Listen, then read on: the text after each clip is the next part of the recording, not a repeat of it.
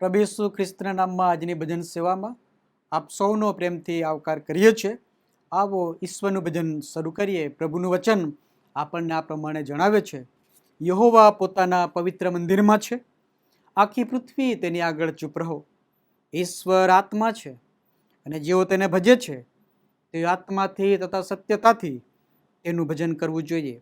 આવો તેને ભજીએ તથા નમીએ, આપણા કરતા યહોવાને આગળ ઘૂંટણે પડીએ, કેમ કે તે આપણો દેવ છે. આપણે તેના ચારણા લોક તથા તેના હાથના ઘેટા છીએ. પ્રાર્થનામાં જોડાઈએ, પ્રાર્થના કરીએ. સર્વ શક્તિમાન, સનાતન અને પવિત્ર પ્રભુ, આકાશ અને પૃથ્વીના ઉત્પન્ન કરતા, રાજાધિરાજ, અદ્ભુત મંત્રી અને પરાક્રમી ઈશ્વર, સ્તુતિ, માન, મહિમા અને ગૌરવને યોગ્ય તમે એકલા જ પવિત્ર અને જીવંત ઈશ્વર છો. અને માટે પ્રભુ અમે તમારી સ્તુતિ અને તમારા નામને ધન્યવાદ કરીએ છીએ. પ્રભુ, આજે આ પવિત્ર દિવસે તમારું સ્તવન કરવા, તમારી આરાધના કરવા પ્રભુ તમે અમને તમારી સાનિધ્યમાં લાવ્યા છો. અને ત્યારે પ્રભુ અમે ખરેખર તમારી સ્તુતિ કરનારા બનીએ અને અમે પુકારીને કહીએ, પવિત્ર પવિત્ર પવિત્ર પ્રભુદેવ, સર્વશક્તિમાન, જે છે ને જે હતા અને જે આવનાર છે, એવું કહેતા કદી વિસામો લેતા નથી, એવા પવિત્ર સિંહાસન બેસનાર અને બિરાજમાન અમારા પ્રભુ અને અમારા ઈશ્વર, એ સ્તુતિના અર્પણો અમે ચડાવનારા બનીએ. તે માટે પ્રભુ તમે અમને સહાય અને મદદ કરો. પ્રભુ, અમે આજની ભજન સેવામાં તમારી અદ્રશ્ય હાજરીનો અનુભવ પ્રાપ્ત કરતા પ્રભુ અમે ખરા અર્થકરણથી તમારી સ્તુતિ કરીએ, તમારો અવાજ સાંભળીએ ને પ્રભુ અમે તમને માન અને મહિમા આપનારા બનીએ. એવી કૃપા પ્રભુ તમે અમારા પર થવા દો. માન, મહિમા, ગૌરવ પ્રભુ તમને આપતા પ્રાર્થના અમારા ઉદ્ધારનાર પ્રભુ ઈસુ ખ્રિસ્તના નામમાં કરીએ છીએ. આમેન. આવો ઈશ્વરની સ્તુતિને આરાધના કરતા ઈશ્વરની સ્તુતિમાં જોડાઈશું. ગીતો ગાઈને પ્રભુને માન અને મહિમા આપીએ.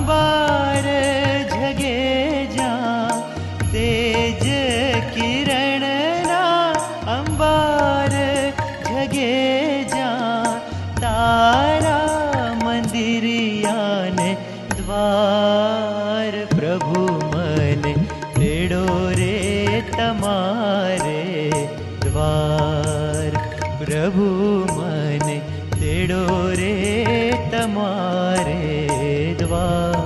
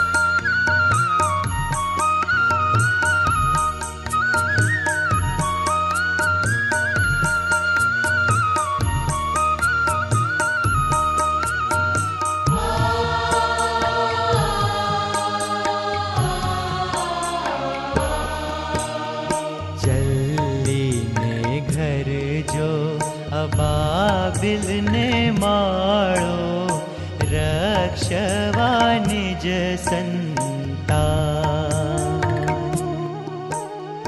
ભલા ભલા મારા પ્રભુ મંદિરિયા, ભલા ભલા મારા પ્રભુ મંદિરિયા, ગાઉં તે તારા ગુણગાન. પ્રભુ મને તેડો રે તમારે દ્વાર, પ્રભુ મને તેડો રે તમારે દ્વાર.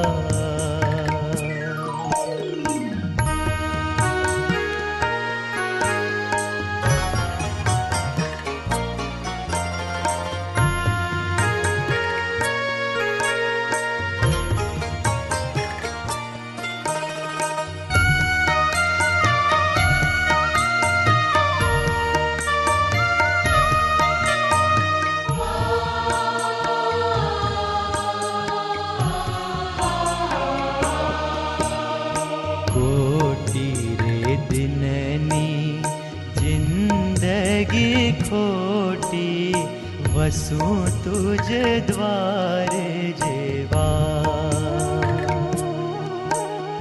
ધન ધન મારા ઈસુ મસીહા, ધન ધન મારા ઈસુ મસીહા, સફળ કર્યો સંસાર. પ્રભુ મને તેડો રે તમારે દ્વાર, પ્રભુ મને તેડો રે તમારે દ્વાર. તેડો રે તમારે દ્વાર, પ્રભુ મને તેડો રે તમારે દ્વાર, પ્રભુ મને તેડો રે તમારે દ્વાર.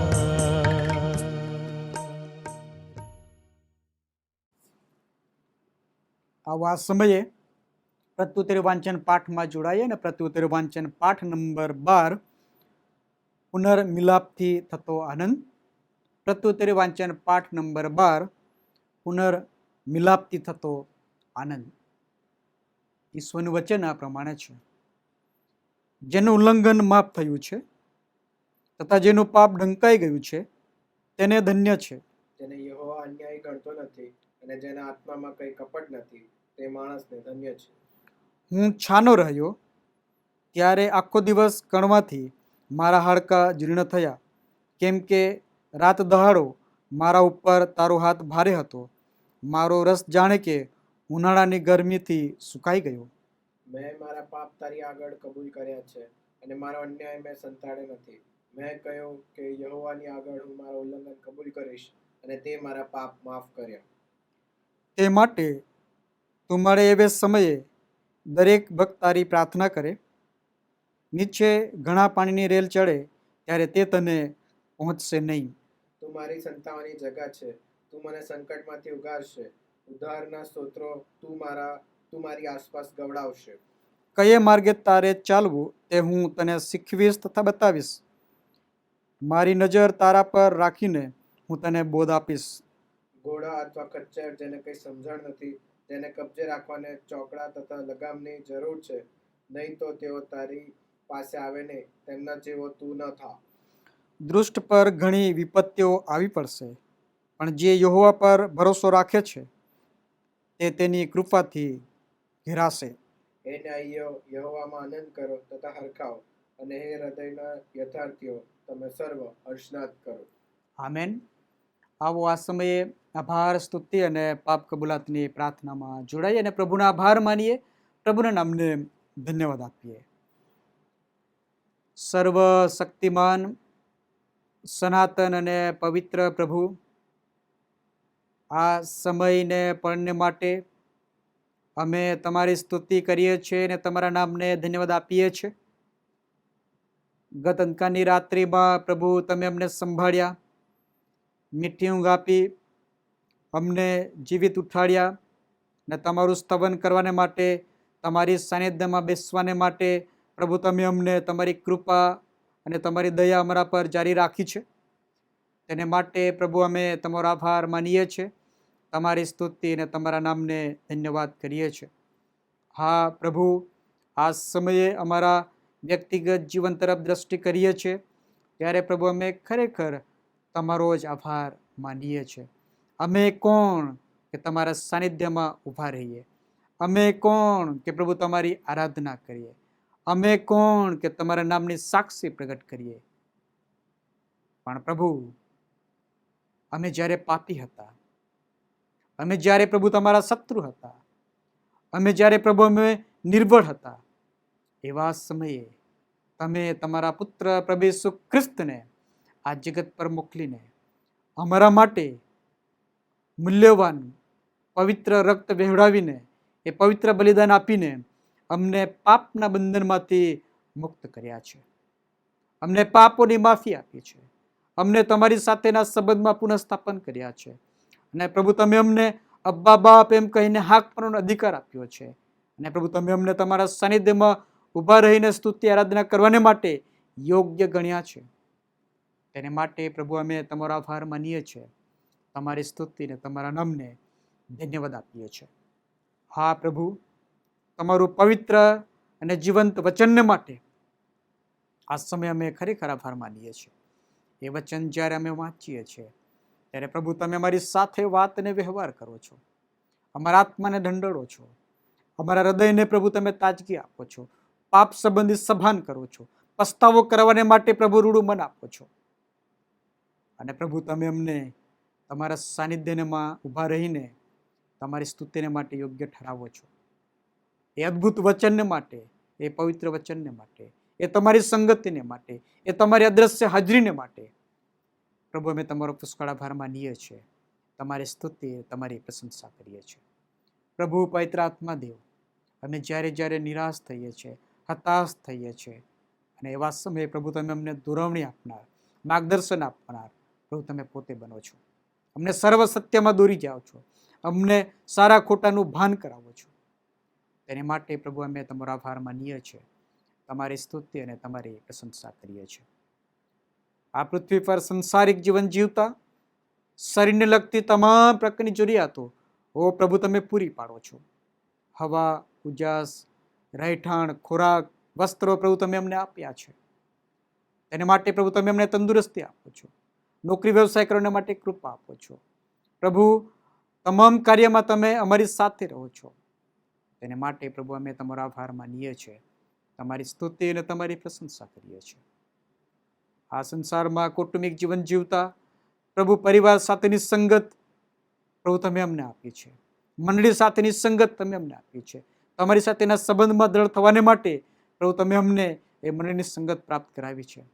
તેને માટે પણ અમે તમારો આભાર માનીએ છીએ, તમારી સ્તુતિ અને તમારી પ્રશંસા જ કરીએ છીએ. પ્રભુ એ મંડળીની સંગત પ્રાપ્ત કરતા તમારી આરાધના કરવાને માટે પ્રભુ મંદિરોની વ્યવસ્થા તમે અમને આપી છે, મંડળીનું માળખું પ્રભુ તમે અમને આપ્યું છે. એ સુંદર વ્યવસ્થાને માટે અમે આભાર માનીએ છીએ. The Church of North India સિનરની વ્યવસ્થાને માટે, 29 ડાયોસિસને માટે, the Church of North India Srinagar ડાયોસિસની વ્યવસ્થાને માટે, અમારા બિશપ સાહેબ, કાર્યવાહક સમિતિ, બાળકો, ડીકનો, સુવાર્તિકો, મિશનરી ભાઈ બહેનોની ભેટને માટે અમે આભાર માનીએ છીએ. એ 13 વિભાગને માટે, એ 386 મંડળીઓને માટે, એ 144 પાસ્ટોરેટોને માટે અમે આભાર માનીએ છીએ કે પ્રભુ અમે એક સાથે મળીને તમારી સ્તુતિને તમારી આરાધના કરી શકીએ છીએ. અમે સ્વતંત્ર રીતે તમારું નામ લઈ શકીએ છીએ. એ વ્યવસ્થા તમે અમને આપી છે. તેને માટે અમે આભાર માનીએ છીએ, તમારી સ્તુતિને તમારી પ્રશંસા કરીએ છીએ. પ્રભુ મંડળીના તમામ અંગોને માટે આ સમયે પ્રભુ અમે ખરેખર આભાર માનીએ છીએ. વિભાગના તમામ અંગોને માટે, ગુજરાત ડાયોસિસના તમામ અંગોને માટે અમે આભાર માનીએ છીએ કે પ્રભુ એ દરેક અંગોની મારફત તમે માન અને મહિમા પામો છો. તમારું સેવા કાર્ય ઉત્તરોત્તર વૃદ્ધિ પામતું જ જાય છે. આત્મિક રીતે મંડળીને તમે વૃદ્ધિ પમાડો છો. તેને માટે આભાર માનીએ છીએ. સન્ડે સ્કૂલની સેવા, મહિલા સંગતની સેવા, ક્વાયરની સેવા, યુથ ફેલોશિપની સેવા અને સિનિયર સિટીઝનની સંગત અને સેવાને માટે અમે ખરેખર પ્રભુ તમારો આભાર માનીએ છીએ કે પ્રભુ એ દ્વારા મંડળી તમારામાં વૃદ્ધિ પામતી જ જાય છે. એ કાર્ય કરવાને માટે પ્રભુ તમે મંડળીમાં એ આગેવાનો આપ્યા છે. એ વ્યવસ્થાને માટે પણ અમે તમારો આભાર માનીએ છીએ. તમારી સ્તુતિ અને તમારી પ્રશંસા કરીએ છીએ.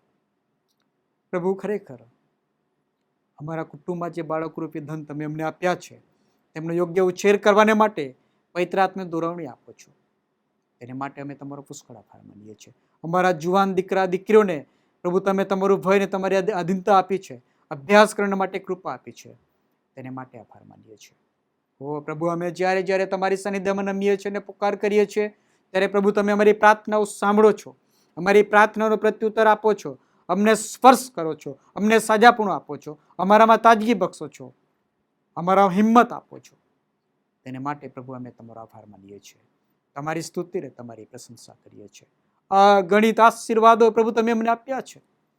એ આશીર્વાદોના પ્રકાશમાં અમારા જીવનો તરફ અમે દ્રષ્ટિ કરીએ છીએ ત્યારે ખરેખર અમે કબૂલ કરીએ છીએ કે પ્રભુ અમે પાપી છીએ. અમે તમારી વિરુદ્ધ બંડ પુકારીએ છીએ. અમારા સાથી બંધુઓને વિરુદ્ધ બંડ પુકારીને કચકચ કરીએ છીએ. જાણી જોઈને અજાણતામાં અમે પાપ કર્યા છે. ઓ પ્રભુ, અમે તમારી પાસે આવ્યા છે. તમારા પુત્ર પ્રભુ ઈસુ ખ્રિસ્તના લોહીમાં અમારા પાપોને તમે માફ કરો. અમારા હૃદયને પ્રભુ તમે ધોઈને શુદ્ધ અને પવિત્ર બનાવો કે જેથી પ્રભુ અમારા જીવનો દ્વારા તમે માન અને મહિમા પામો એવું જીવન જીવવાને કાર્ય કરવા અમને સહાયને મદદ કરજો.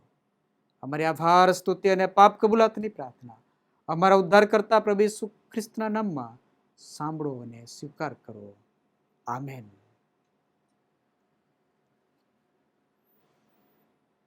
આવો આ સમયે પ્રભુની સ્તુતિને આરાધના કરતા ગીતોમાં જોડાઈએ અને પ્રભુને માન અને મહિમા આપીએ.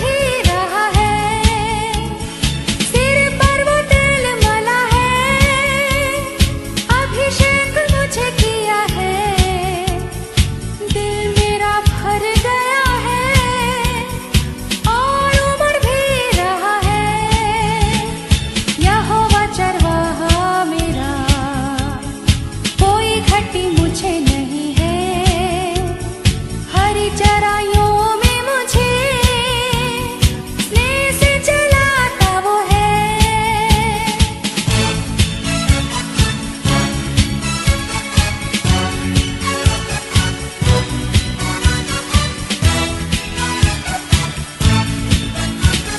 सर्वदा प्रभु घर में करूँगा निवास जो मैं, करुणा भलाई भी उसकी आनंदित मुझे करती है।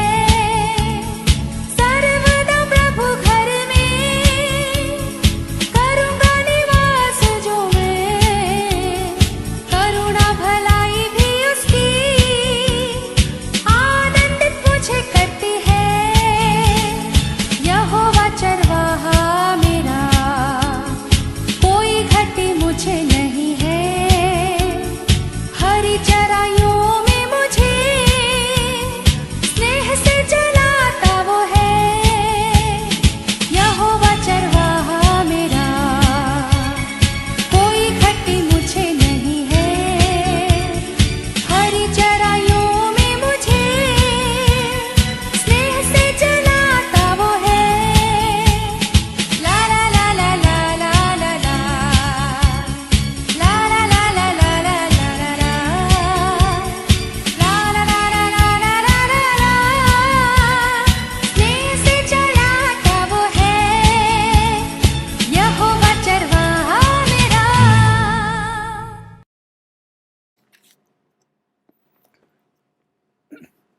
આવા સમયે પવિત્ર શાસ્ત્ર બાઇબલમાંથી પ્રભુનું વચન વાંચીએ તે પહેલાં બાઇબલ મારો આધાર છે એ ગીતમાં આપણે જોડાઈશું.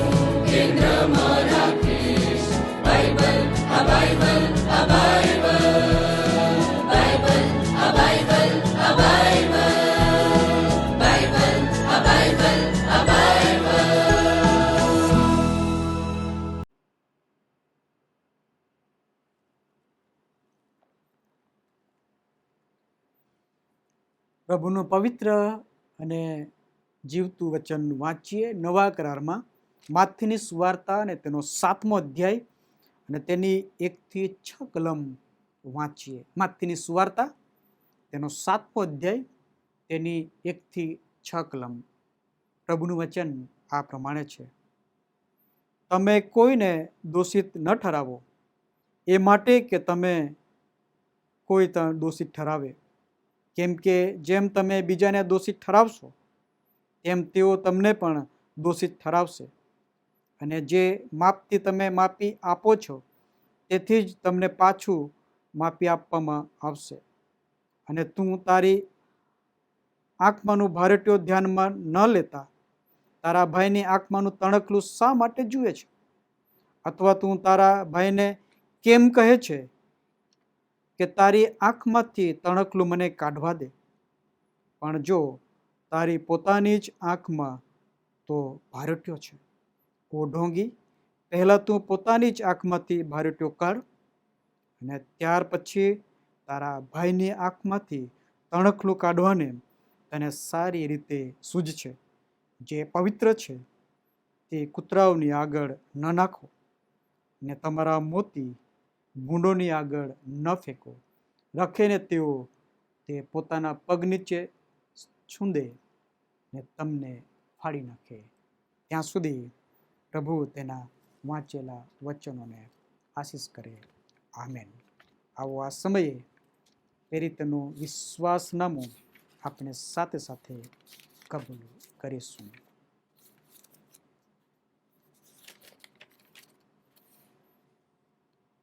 સર્વ સત્તાધારી ઈશ્વર પિતા, આકાશ તથા પૃથ્વીનો કરતા, તેના પર હું વિશ્વાસ કરું છું. વળી તેનો એકનો એક પુત્ર ઈસુ ખ્રિસ્ત આપણો પ્રભુ, તેના પર હું વિશ્વાસ કરું છું.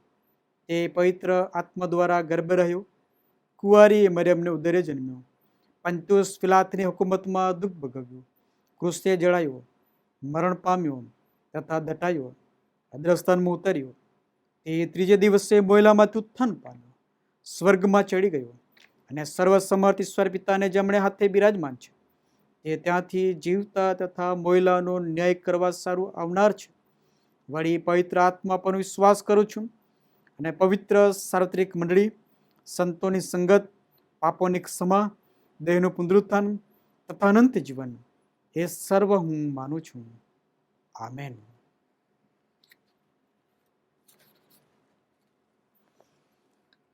આવો આ સમયે ભજન સંગ્રહમાંથી આપણે ગીત ગાઈશું અને ત્યારબાદ જાહેર ખબર સાંભળીશું.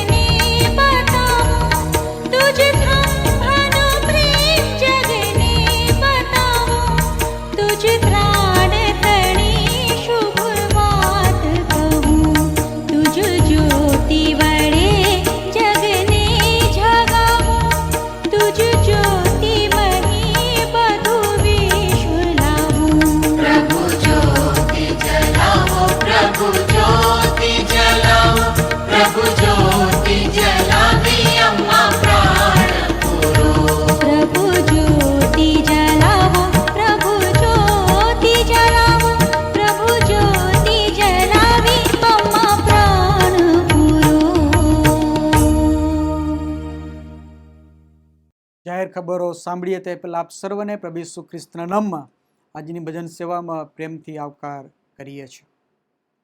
ખાસ કરીને the Church of North India સિનડના ડેપ્યુટી મોડરેટર અને આપણા બિશપ સાહેબ the Right Rev doctor Silvans S Christen સાહેબ અને તેમની આગેવાનીને માટે, તેમના પરિવારને માટે ખાસ પ્રાર્થના કરતા રહીએ. ગુજરાત ડાયોસિસની મંડળીઓની મુલાકાતો તેઓ આ સમયે લઈ રહ્યા છે. એની સાથે સાથે સિનર લેવલના કાર્યક્રમમાં અવારનવાર બહાર જવાનું થાય છે અને તેથી આ સમયે આપણા બિશપ સાહેબને માટે ખાસ પ્રાર્થના કરતા રહીએ. દરેક વિભાગના એરિયા ડીનોને માટે અને દરેક વિભાગની તમામ મંડળીઓને માટે અને ધર્મસેવકોને માટે આપણી પ્રાર્થનાઓમાં ખાસ યાદ કરીએ કે એ દ્વારા પ્રભુ તેમની સેવાઓને આશીર્વાદિત કરે અને મંડળી ઉત્તરોત્તર વૃદ્ધિ પામે તે માટે ખાસ પ્રાર્થના કરતા રહીએ. એ સાથે સાથે આપણી મંડળીઓને માટે, તમામ ખ્રિસ્તી સમુદાયને માટે પ્રાર્થના કરીએ. દેશ અને પ્રદેશમાં વસતા તમામ લોકોને માટે પ્રાર્થના કરીએ. આપણા જુવાનોને માટે પ્રાર્થના કરીએ. જુવાનોને પ્રભુ તેમનું ભય અને તેમની આધીનતામાં જીવન જીવવાને કાર્ય કરવા કૃપા આપે તે માટે. વિશેષ કરીને કૌટુંબિક જીવન સફળ અને આશીર્વાદિત બને તે માટે તમામ દાંપત્ય જીવનમાં જીવી રહ્યા છે તેઓ સર્વને પ્રભુ સહાયને મદદ કરે તે માટે પણ ખાસ પ્રાર્થના કરતા રહીએ. એ સાથે સાથે ગુજરાત ડાયોસિસ દ્વારા માર્કની સુવાર્તાનું બાઇબલ ક્વિઝ જુલાઈ મહિનાના છેલ્લા રવિવારે લેવામાં આવશે અને તે માટે દરેક મંડળીઓમાં પાળક સાહેબોની મારફતે જાહેરાતો આપવામાં આવે જ છે.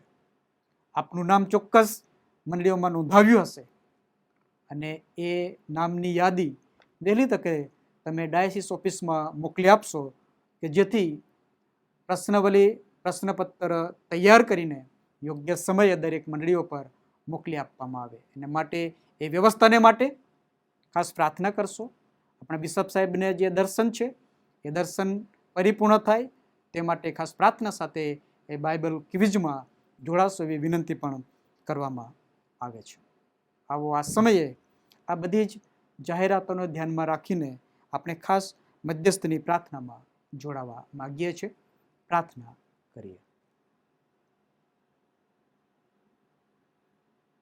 પરમ કૃપાળ ઈશ્વર પિતા, અમારી પ્રાર્થના સાંભળનાર અને અમારી પ્રાર્થનાનો પ્રત્યુત્તર આપનાર અમારા પ્રભુ અને અમારા ઈશ્વર, અમે જેવા છે તેવા તમારા પાયસના આગળ નમ્યા છે અને અમે વિનંતી કરીએ છીએ. પ્રભુ, તમારા પસંદ કરેલા તમામ પરિવારોને માટે આ સમયે પ્રભુ અમારી પ્રાર્થના છે. એ પરિવારોની વ્યક્તિગત જરૂરિયાતો, કૌટુંબિક જરૂરિયાતો પ્રભુ તમે જાણો છો. દરેક પરિવારને તમારા વધસ્તરની પાછળ સંતાડી રાખો. તેમના જીવન દ્વારા તમે માન અને મહિમા પામો એવું જીવન જીવવાને માટે પ્રભુ તમે રોજ રોજ કૃપા પૂરી પાડજો. જેઓ દરરોજની મુસાફરી કરીને જોબને માટે જાય છે તેમની મુસાફરીને તમે સફળ બનાવજો. જેઓ બિઝનેસને માટે કાર્ય કરી રહ્યા છે તેમના બિઝનેસને પ્રભુ તમે આશીર્વાદિત કરજો. જેઓ અભ્યાસને માટે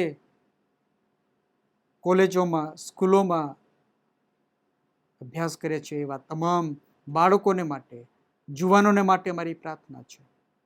પ્રભુ તમે તેઓને તમારા તરફથી મળતું જ્ઞાન પ્રાપ્ત કરાવો અને પ્રભુ તેઓ એ અભ્યાસ કરી આગળ વધે, કુટુંબને માટે, મંડળીને માટે, સમાજને માટે, દેશને માટે એક સારા આગેવાન બને એવી કૃપા પ્રભુ તમે તેઓના પર થવા દેજો. આ સમયે જે જરૂરિયાતમંદ છે તેઓની જરૂરિયાતો પ્રભુ ઈસુ ખ્રિસ્તના નામમાં પ્રભુ તમે પૂરી પાડજો. જો વિશ્વાસમાં પાછળ પડ્યા છે તેઓને માટે મારી પ્રાર્થના છે.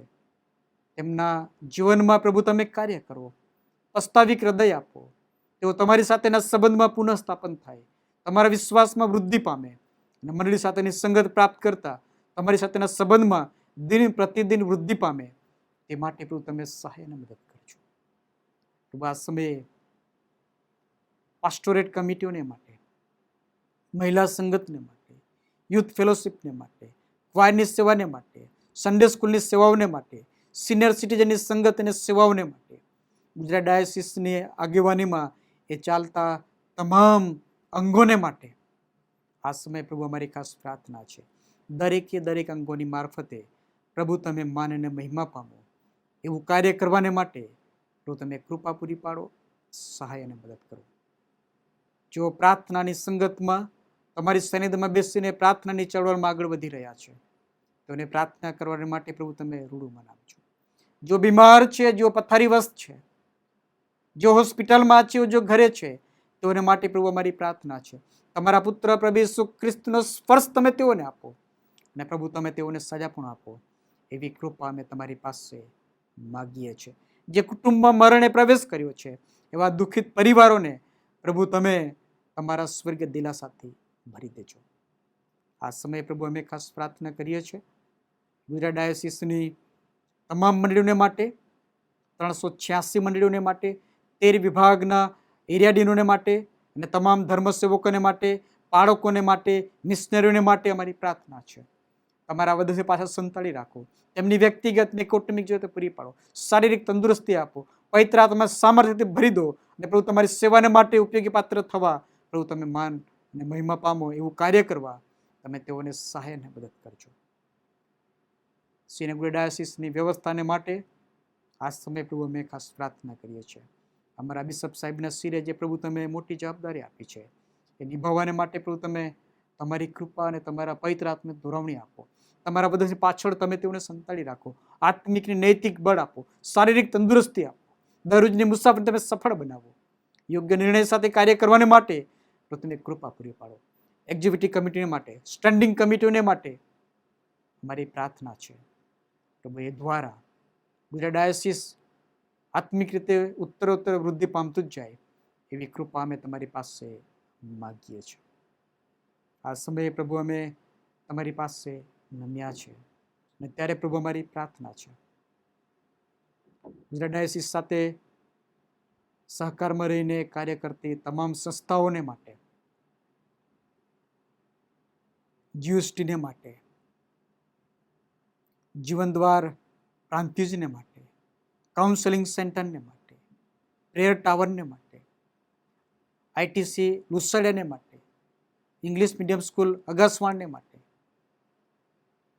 આ તમામ સંસ્થાઓને અને તેમાં કામ કરતા તમામ તમારા પસંદ કરેલા આગેવાનોને માટે અમારી પ્રાર્થના છે પ્રભુ તમારા મહિમાને માટે એ કાર્ય આશીર્વાદરૂપ બને એવી કૃપા પ્રભુ તમે થવા દેજો. આ સમયે the Church of North India સિનરની વ્યવસ્થાને માટે,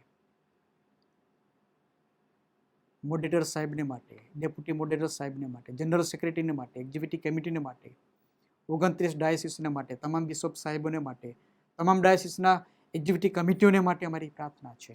સમગ્ર મંડળી દ્વારા પ્રભુ તમારો મહિમા થાય એવું કાર્ય કરવાને માટે દરેકને પ્રભુ તમે સહાય અને મદદ કરો.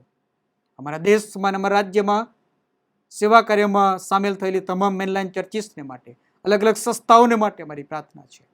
તેમના દ્વારા પ્રભુ તમારું રાજ્ય ઉત્તરોત્તર વૃદ્ધિ પામે એ દિશામાં કાર્ય કરવાને માટે પ્રભુ તમે કૃપા પૂરી પાડો, સહાય અને મદદ કરો. પ્રભુ અમારા દેશને તમે સાજો કરો, અમારા રાજ્યને પ્રભુ તમે સાજો કરો. પ્રથમ અને છેલ્લો વરસાદ પ્રભુ તમે પૂરો પાડો અને પ્રભુ પુષ્કળ ધાન્ય પાકે એવી કૃપા અમે તમારી પાસે માગીએ છીએ. આ સમયે પ્રભુ અમારા જીવન તરફ દ્રષ્ટિ કરીને અમે તમારી પાસે નમ્યા છે. આજની આ પવિત્ર સંગતમાં પ્રભુ તમે અમને લાવ્યા છો ત્યારે આરાધના કરવાને માટે, તમારું વચન સાંભળવાને માટે, તમારા વચન પ્રમાણે સ્વાર્પણ કરવાને માટે પ્રભુ તમે અમને તૈયાર કરજો. અમારી મધ્યસ્થની પ્રાર્થના અમારા ઉદ્ધાર કરતા પ્રભુ ઈસુ ખ્રિસ્તના નામમાં કરીએ છીએ. સાંભળો અને સ્વીકાર કરો. આમેન. આવા સમયે સ્પેશિયલ ગીતમાં આપણે જોડાઈશું અને ત્યારબાદ પ્રભુનું વચન આપણે મનન કરીશું.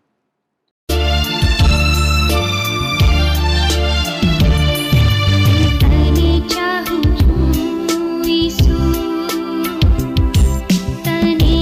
ચાહું છું પ્રભુ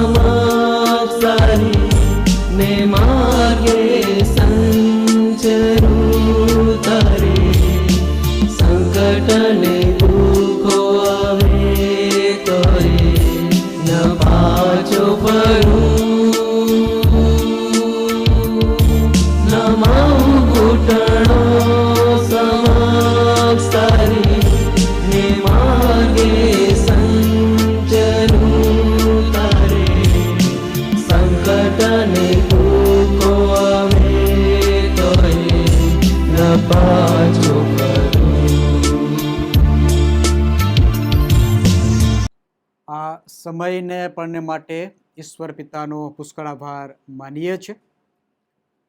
the Church of North India સિનડના ડેપ્યુટી મોડરેટર અને શ્રીનગર ડાયસિસના માન્ય બિશપ સાહેબ, the Right Rev doctor Silvans S Christen સાહેબની આગેવાનીમાં આજનું આ પવિત્ર અને જીવતું વચન લાવવાને માટે મને અમૂલ્ય તક મળી છે. તેથી ઈશ્વર પિતાનો અને માન્ય બિશપ સાહેબનો આ સમયે હૃદયપૂર્વક આભાર માનું છું.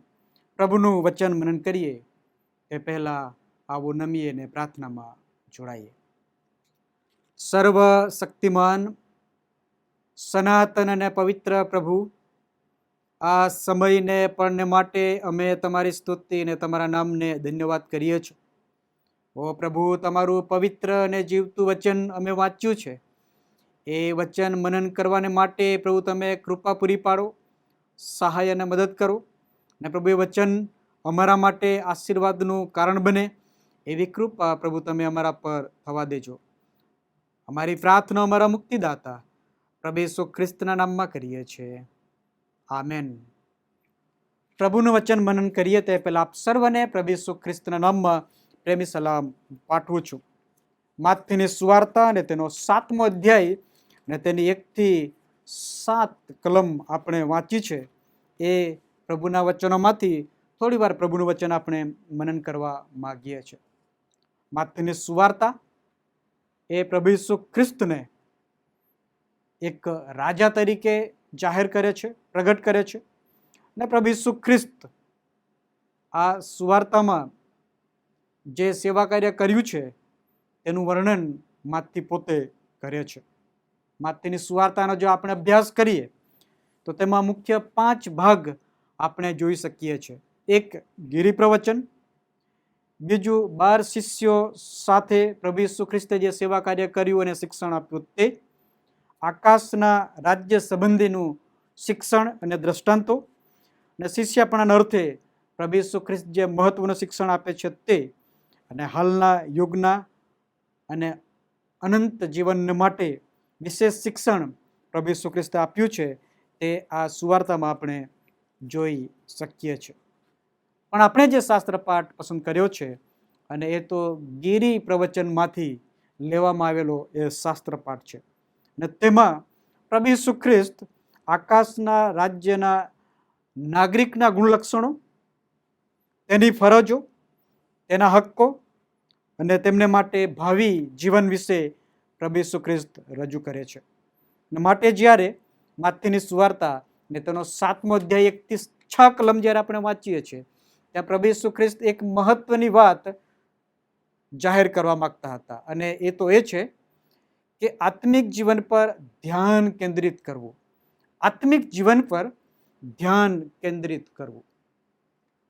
પ્રભુ ઈસુ ખ્રિસ્ત જે દેશમાં, જે સમાજમાં, જે લોકો મધ્યે સેવા કાર્ય કરતા હતા એ લોકોનું જીવન ધોરણ, એમનું કાર્ય અને જીવન સાથેની જોડાયેલી મહત્વની બાબતોને પ્રભુ જાણતા હતા. અને માટે પ્રભુ ઈસુ ખ્રિસ્ત અહીંયા શાસ્ત્રી, ફરોશીઓ અને યહૂદી લોકો જે તેની આસપાસ ઊભા છે અને એ વચન સાંભળી રહ્યા છે તેઓને માટે અને આજે મારા અને તમારા માટે એ વચન એટલું જ ઉપયોગી પાત્ર છે કે આધ્યાત્મિક જીવન પર આપણે ધ્યાન કેન્દ્રિત કરનારા બનીએ.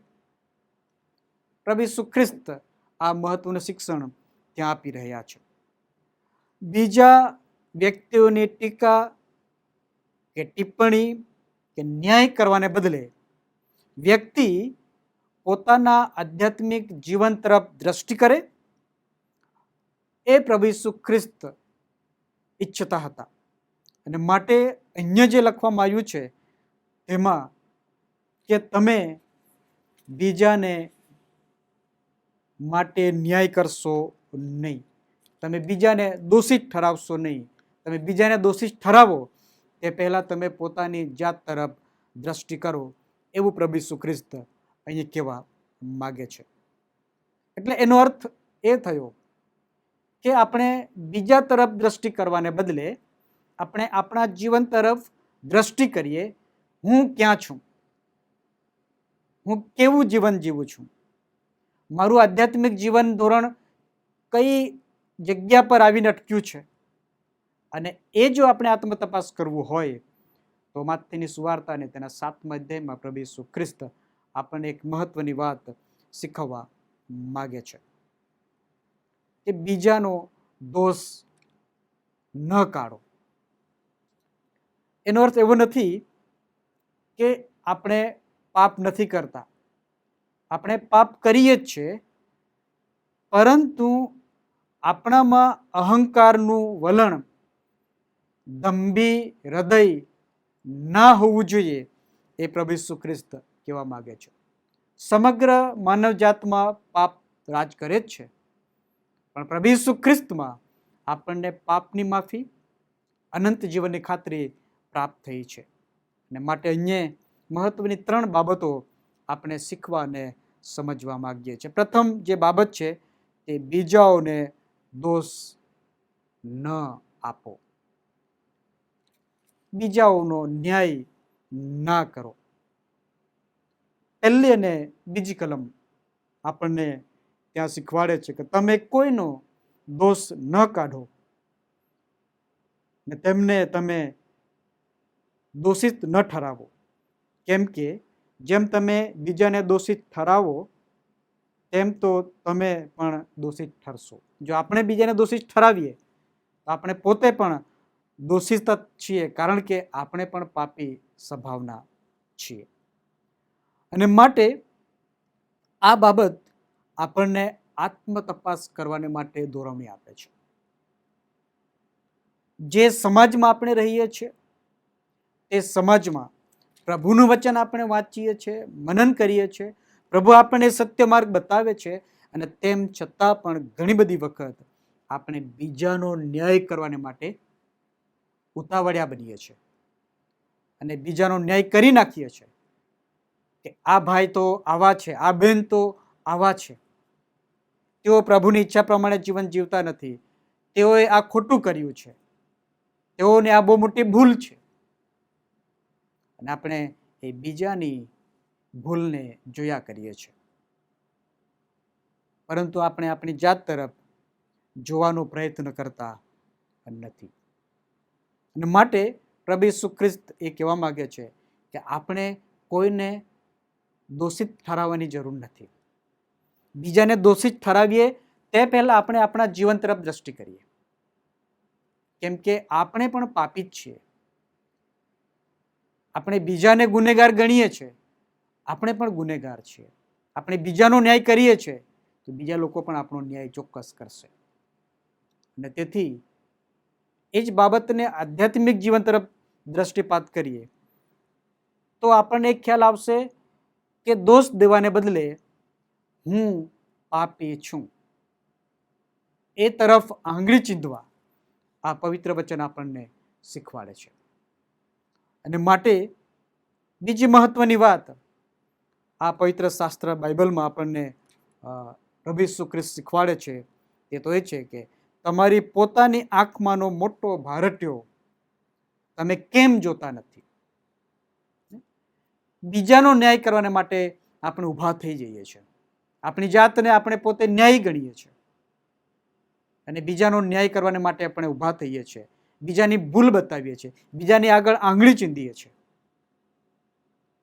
પણ પ્રભુ કહે છે કે તું બીજાની આંખમાં એ તણખલું જોવાનો પ્રયત્ન કરે છે, તારા ભાઈની આંખમાં તણખલું જોવાનો પ્રયત્ન કરે છે, પણ તું તારી આંખમાં જો, કેમ કે તારી આંખમાં તો મોટો ભારટ્યો છે. શું એ તને દેખાતું નથી? અને એ બહુ જ મહત્વની વાત પ્રભુ કરે છે. ઘણી બધી વખત હું અને તમે આવું જ કરીએ છીએ. આપણા પડોશીઓ સાથે, આપણા સગા સંબંધીઓ મધ્યે, આપણી મંડળીમાં, કે આપણે જે સમાજમાં રહીએ છીએ ત્યાં, અથવા તો આપણે જ્યાં જોબ કરીએ છીએ ત્યાં, એ ફિલ્ડમાં ઘણી બધી વખત આપણે બીજા તરફ આંગળી ચીધીએ છીએ અને આપણી પોતાની ભૂલ છુપાવીને આપણી આંખમાં જે ભારોટ્યો છે, આપણી જે મોટી ભૂલ છે તે જોવા પ્રયત્ન કરતા નથી. અને માટે પ્રભુ ઈસુ ખ્રિસ્ત કહે છે કે તું તારા ભાઈની આંખમાં નાનું તણખલું છે એ તું શું કરવા જુએ છે? તારી આંખમાં જે ભારતીયો છે એ પહેલા તું જો. અને તેથી જ આપણે એ તરફ દ્રષ્ટિ કરીએ છીએ ત્યારે આપણને માલુમ પડે છે કે આપણે તો પાપી અને ગુનેગાર છીએ.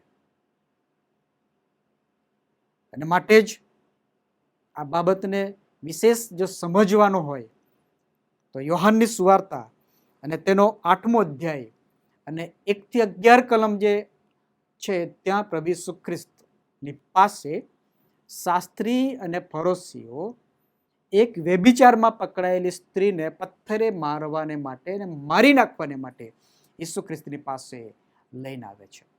ઈસુ ખ્રિસ્તને તેમાં કોઈક રીતે ગુનો શોધવાને માટે એ વાત કરી રહ્યા છે. અને માટે તેઓ આવીને એવું કહે છે કે ગુરુજી, આ સ્ત્રી વ્યભિચાર કરતા પકડાઈ છે. મૂસાનું નિયમશાસ્ત્ર અમને શીખવાડે છે કે આવું પાપ કરનારને પથ્થરે મારી નાખવું. તમે શું આ સ્ત્રીને માટે કરશો? પ્રભુ ઈસુ ખ્રિસ્ત શાંત રહ્યા અને નીચે માથું નમાવીને એણે ભોંય પર કંઈક લખ્યું. અને લખ્યા બાદ તેણે શાસ્ત્રી અને ફરોશીની તરફ નજર કરી અને કહ્યું કે જેણે કદી પાપ ના કર્યું હોય એ વ્યક્તિ પ્રથમ આ સ્ત્રી પર પથ્થર ફેંકે. અને ત્યાં એ તમામ ધાર્મિક આગેવાનો, શાસ્ત્રી અને ફરોશીઓ તેઓ પોતાના જીવન તરફ દ્રષ્ટિ કરી પોતાના અંતરાત્માને પૂછવા લાગ્યા કે કદી પાપ નથી કર્યું એવું તો હું નથી. મેં પણ પાપ કર્યું છે, હું પાપી છું. એ આત્મમંથન કરતા, આધ્યાત્મિક જીવન તરફ દ્રષ્ટિપાત કરતા તેઓને માલુમ પડ્યું કે પથ્થર મારવાને અમે યોગ્ય નથી. અને તેઓ ત્યાંથી ચાલ્યા ગયા.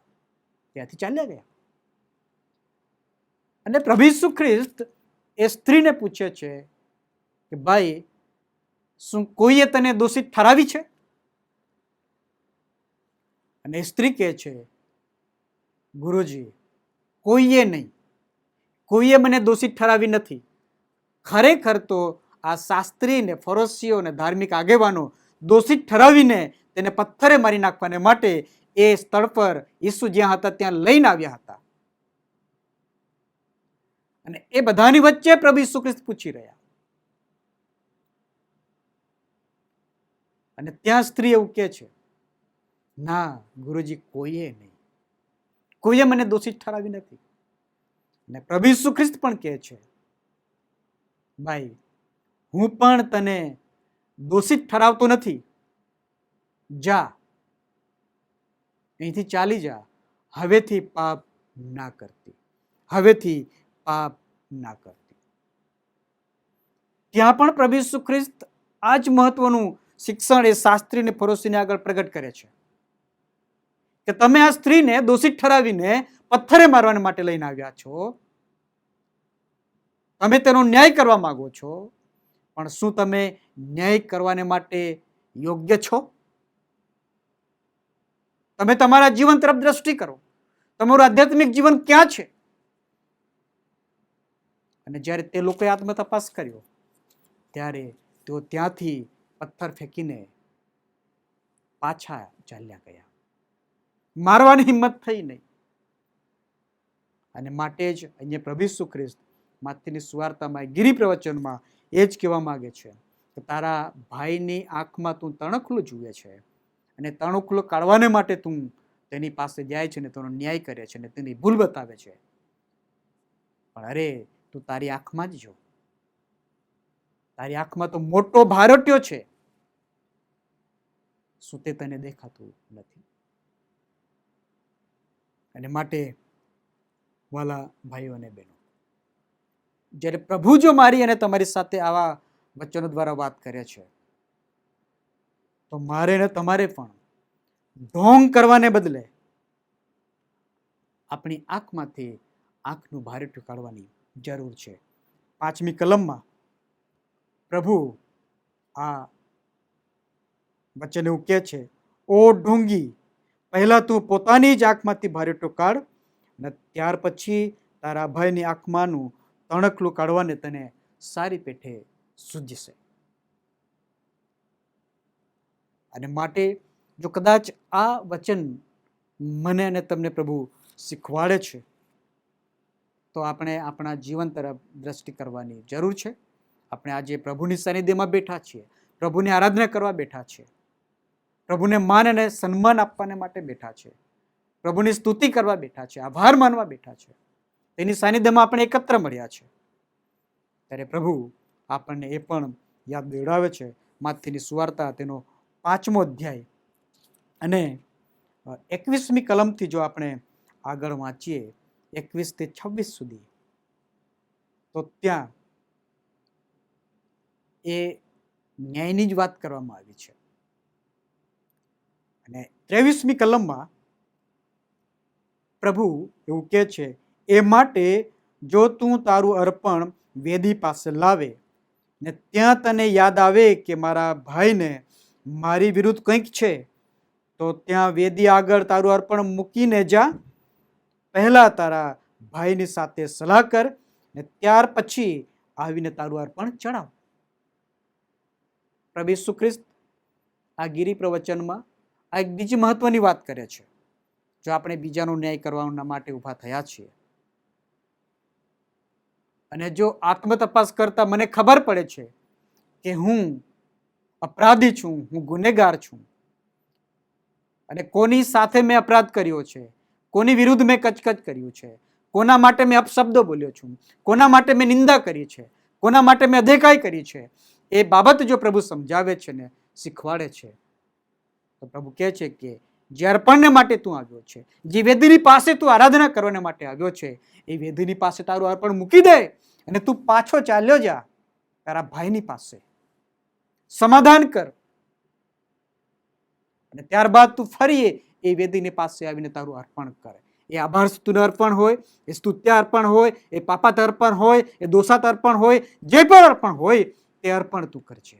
પણ પહેલા તું તારા ભાઈની પાસે, તારા મિત્રની પાસે, તારા સગાની પાસે, તારી બહેનની પાસે, તારી માની પાસે, તારા પિતાની પાસે, તારા દુશ્મનની પાસે તું જા.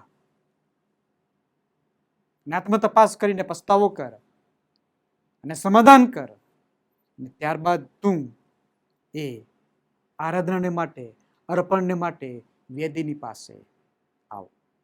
વાલા ભાઈઓ અને બહેનો, ઘણી બધી વખત આપણે એ પ્રભુ મંદિરમાં પ્રભુની આરાધના કરવાને માટે, પ્રભુની સ્તુતિ કરવાને માટે આવીએ છીએ,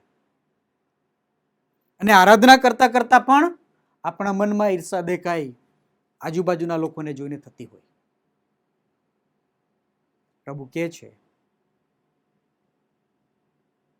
કે જો તને યાદ આવે કે તારામાં આ અપરાધ છે, તો તારું અર્પણ ત્યાં મૂકી દે અને તું પ્રથમ તારા ભાઈની પાસે જા અને પસ્તાવો કરીને, કબૂલાત કરીને, સમાધાન કરીને તું ફરી એ વેદીની પાસે આવ. અને એ મહત્વની વાત પ્રભુ ઈસુ ખ્રિસ્ત આ માથીના સુવાર્તાના 5મા અધ્યાય, 6ઠા અધ્યાય અને 7મા અધ્યાયમાં જણાવે છે. અને આપણે જ્યારે 7મા અધ્યાયની 1 થી 6 કલમનો અભ્યાસ કરીએ છીએ ત્યારે પ્રભુ આપણને એ મહત્વની વાત સમજાવે છે. ત્રીજી વાત અહીંયા લખવામાં આવી છે, જે પવિત્ર છે તે કૂતરાઓની આગળ ન નાખો ને તમારા મોતી ભૂંડોની આગળ ન ફેંકો, રાખીને તેઓ તે પોતાના પગ નીચે છૂંદે ને તમને ફાડી નાખે. પવિત્ર વચન આપણે ક્યાં નાખીએ છીએ?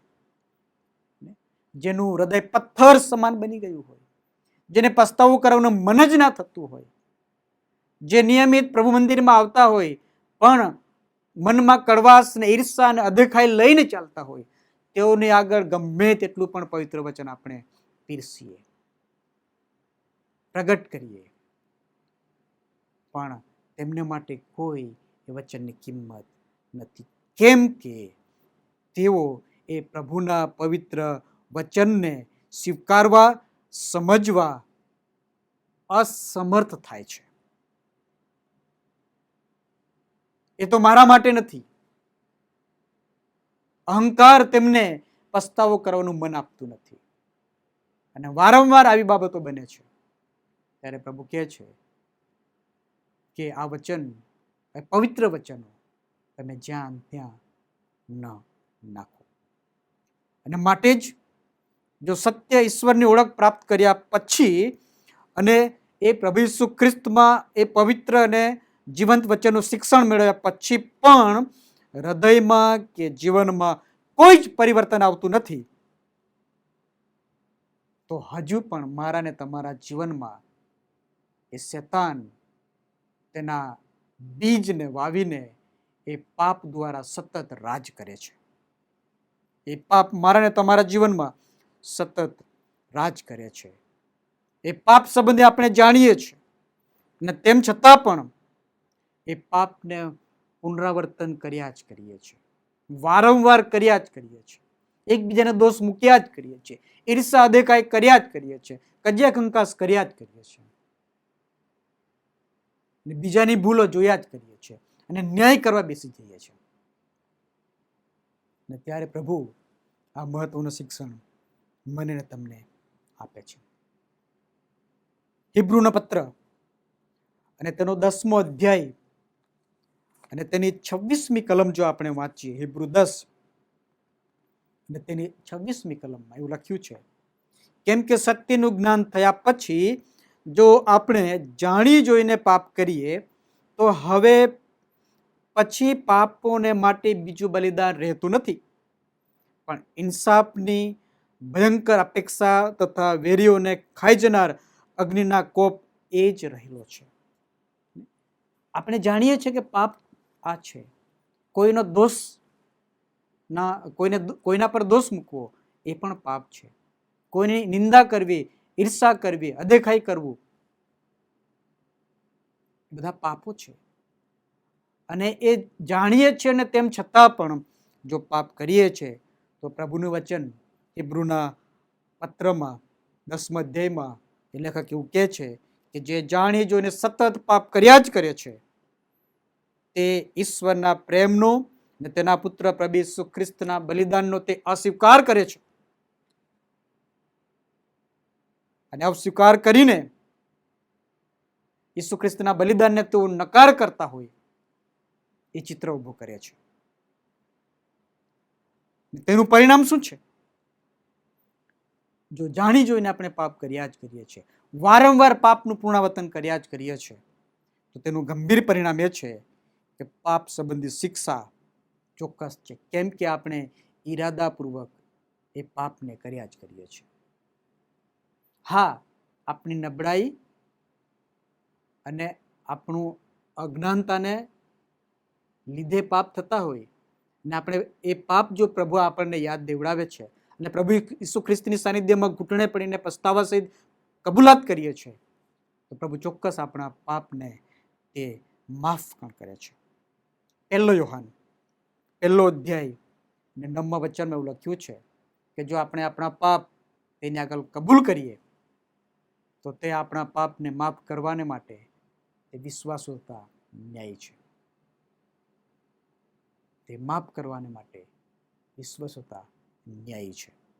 અને માટે જો આપણે જાણી જોઈને પાપ કર્યા જ કરીએ છીએ, જાણીએ છીએ તે છતાં પણ જો પાપ કર્યા જ કરીએ છીએ તો પ્રભુ કહે છે કે તેની શિક્ષા ભયંકર છે. તેની શિક્ષા ભયંકર છે.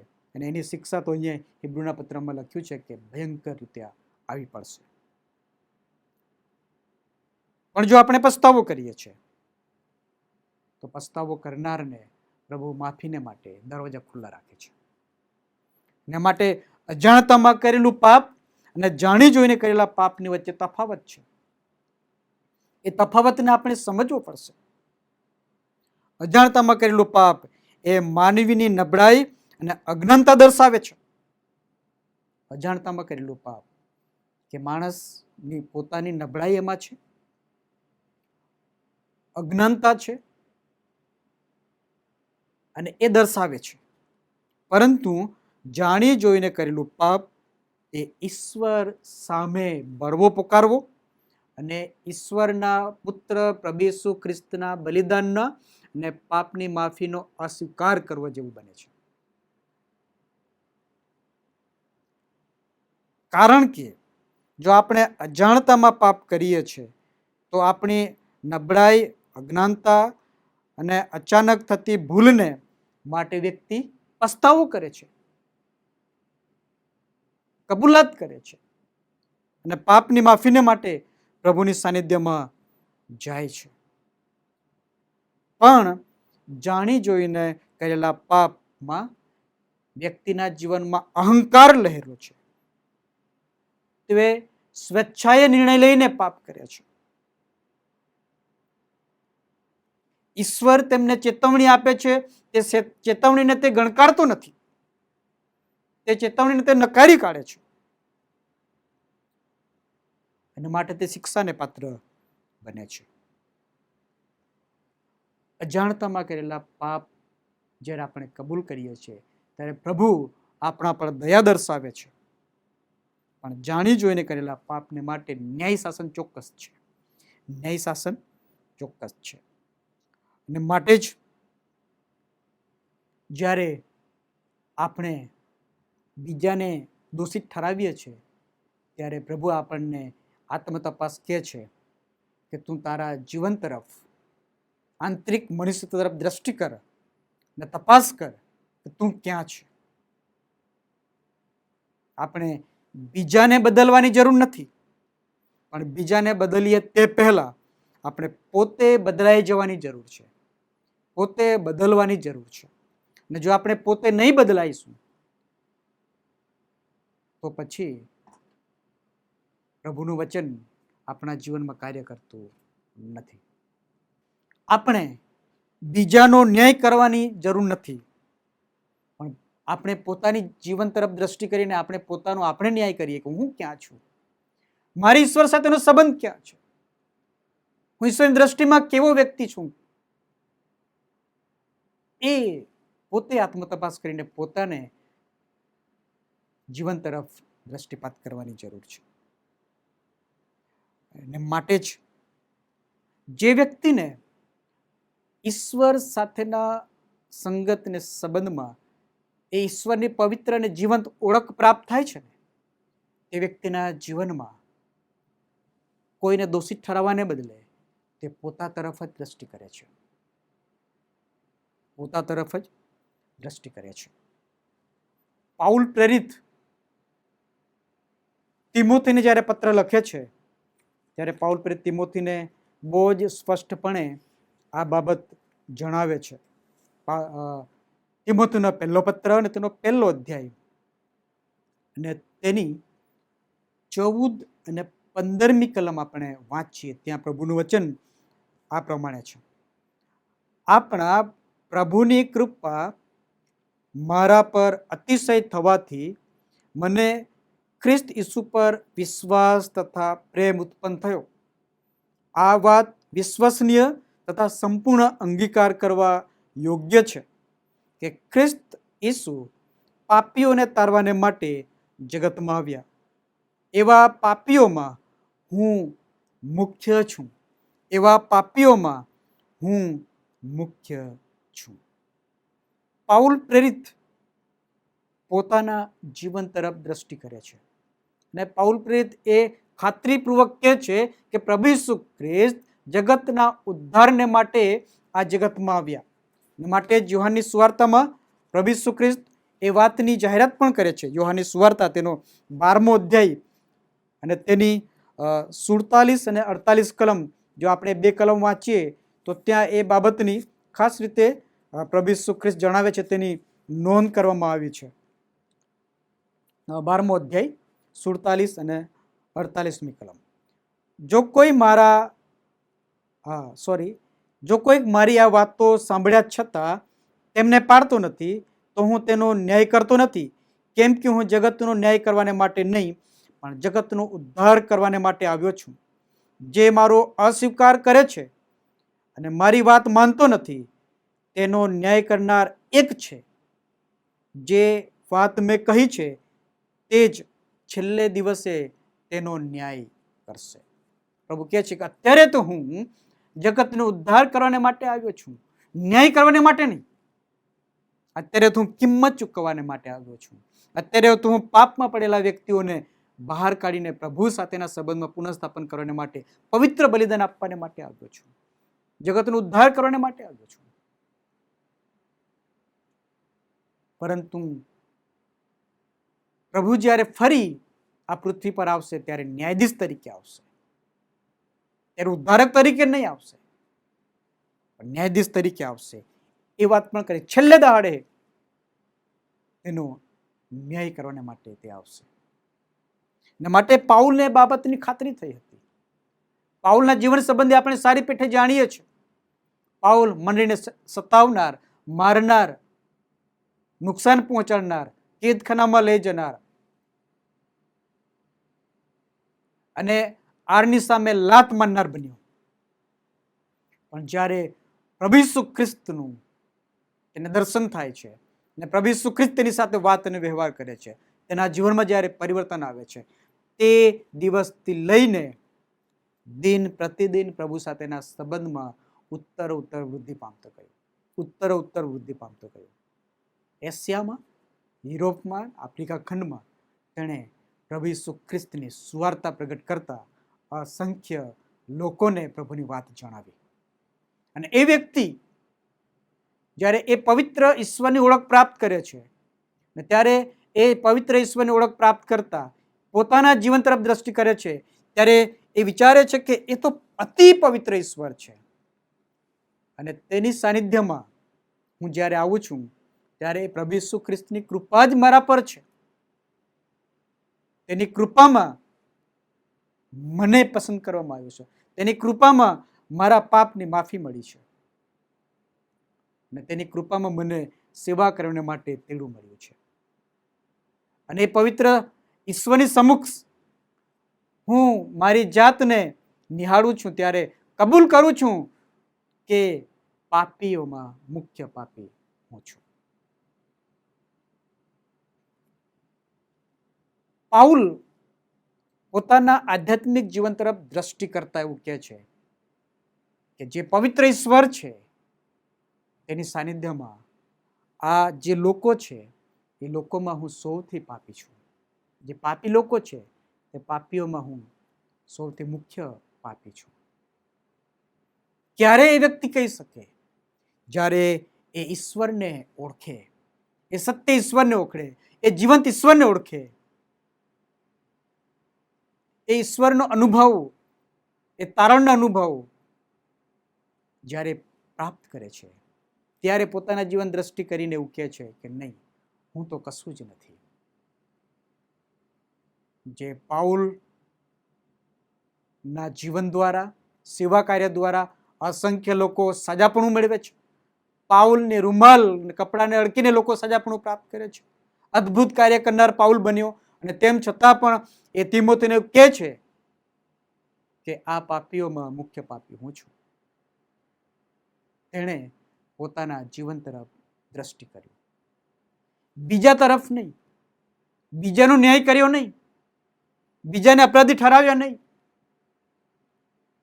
પણ તેણે પોતા તરફ દ્રષ્ટિ કરી અને કબૂલ કર્યું કે પાપીઓમાં મુખ્ય પાપી હું છું.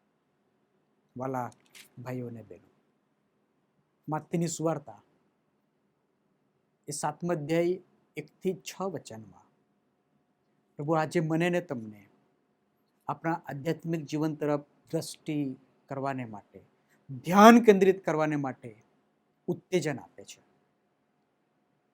તો હું ક્યાં છું? શું હું એક ખ્રિસ્તી વ્યક્તિ તરીકે, એક ખ્રિસ્તી વિશ્વાસી તરીકે બીજાઓને ન્યાય કરનાર બની ગઈ છું? બીજાઓને ભૂલ જોયા કરું છું? બીજાઓને દોષિત ઠરાવું છું? પ્રભુ ઈસુ ખ્રિસ્ત પોતે પણ વ્યભિચારમાં પકડાયેલી સ્ત્રીને દોષિત ઠરાવતા નથી. ઈસુ તો પોતે ન્યાયી અને પવિત્ર છે અને તેમ છતાં પણ એ સ્ત્રીને તે દોષિત ઠરાવતા નથી. હું કોણ? આપણે કોણ કે બીજાનો ન્યાય કરીએ? અને ક્યારે આપણે એ બાબતની સમજણ પ્રાપ્ત કરીએ છીએ? જ્યારે ઈસુ ખ્રિસ્તમાં એ પવિત્ર અને જીવંત ઈશ્વરની ઓળખ પ્રાપ્ત કરીએ છીએ ત્યારે, એના સંબંધમાં આપણે રહીએ છીએ ત્યારે. જેમ જેમ એ પવિત્ર ઈશ્વરની ઓળખ પ્રાપ્ત કરતા જઈએ છીએ તેમ તેમ આપણા જીવનમાં, આપણા આધ્યાત્મિક જીવનમાં આપણે ક્યાં છે તેનો અનુભવ આપણે મેળવી શકીએ છીએ. ભલા ભાઈઓ અને બહેનો, આવો આ સમયે આપણે પ્રભુની પાસે જઈએ અને તપાસ કરીએ, શું હું આજે બીજાને ભૂલ જોનાર બની ગઈ છું? શું હું બીજાને દોષિત ઠરાવનાર બની ગયો છું કે બની ગઈ છું? શું હું બીજાનો ન્યાય કરનાર બની ગયો છું કે બની ગઈ છું? શું હું બીજા વ્યક્તિઓને બદલવાને માટે કાર્ય કરી રહ્યો છું કે મારે પોતે બદલવાની જરૂર છે, મારે બદલાઈ જવાની જરૂર છે? પ્રભુ કહે છે, તું તારી આંખમાંનું ભારેટીયું કાઢ.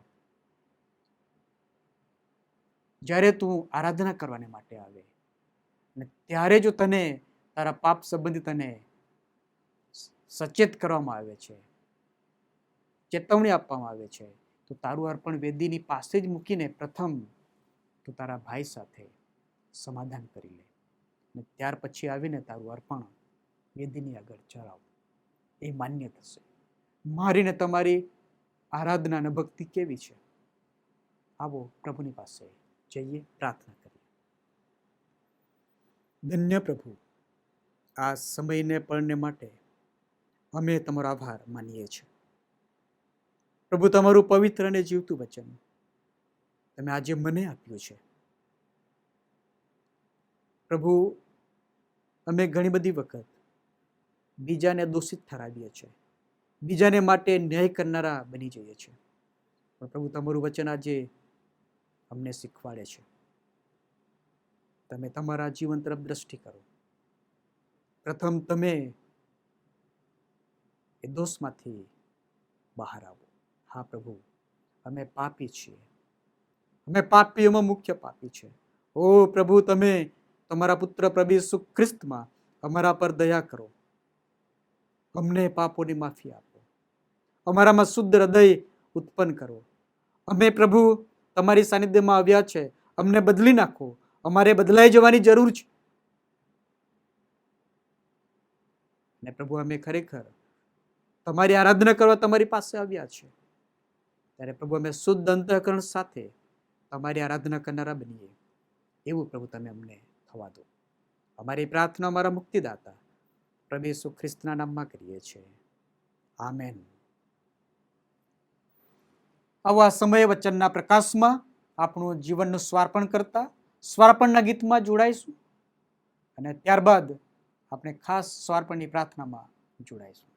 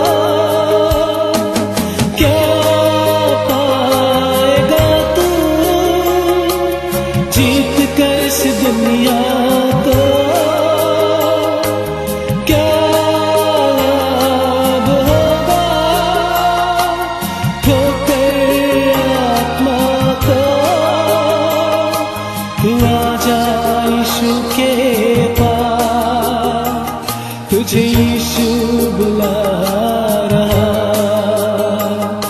तू आजा यीशु के पास, तुझे यीशु बुला रहा,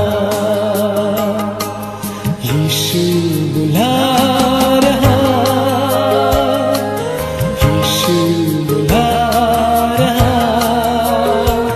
तेरा नाम ले लेकर तुझे यीशु बुला रहा, यीशु बुला रहा, यीशु बुला रहा,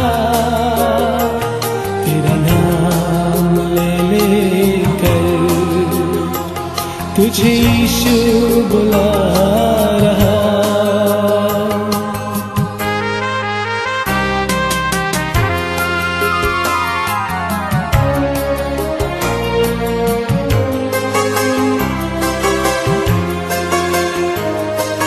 चोर आया चोरी करने, घात हत्या करने, यीशु आया जीवन देने, बहुतायत का जीवन देने। चोर आया चोरी करने, घात हत्या करने, यीशु आया जीवन देने, बहुतायत का जीवन देने। तू आजा यीशु के पास, तुझे यीशु बुला रहा, तू आजा यीशु के पास, तुझे यीशु बुला रहा, यीशु बुला रहा, यीशु बुला रहा, तेरा नाम ले लेकर तुझे यीशु बुला रहा, यीशु बुला रहा, यीशु बुला रहा, तेरा नाम ले लेकर तुझे यीशु बुला रहा, तेरा नाम ले लेकर तुझे यीशु बुला रहा।